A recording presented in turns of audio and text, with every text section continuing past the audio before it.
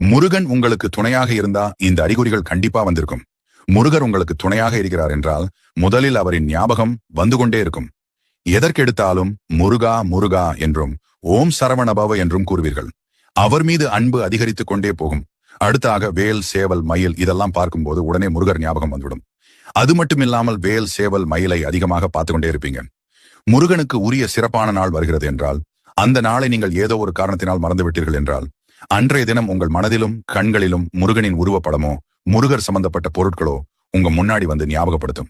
இது மாதிரி உங்களுக்கு நடந்திருக்கப்ப போய் காலண்டர் பாத்தீங்கன்னா அன்னைக்கு முருகருக்கு உகந்த நாளாக தான் இருக்கும். விசாக நட்சத்திரம், கிருத்திகை, செவ்வாய்க்கிழமை, சஷ்டி இது மாதிரி ஏதோ ஒரு நாளாக இருக்கும். நீங்க ஒரு கஷ்டத்துல இருக்கும்போது உங்களுக்கு உதவி செய்ய ஒருத்தவங்க வருவாங்க. அவங்க பேர் கண்டிப்பா முருகன் பேர்கள் உள்ள ஒருத்தவங்களாகத்தான் இருப்பாங்க. அடுத்து மனசுக்குள்ள ஏதாவது ஒண்ணு போட்டு குழப்பிட்டு இப்ப நம்ம எடுத்திருக்கக்கூடிய இந்த முடிவு சரியா தப்பான்னு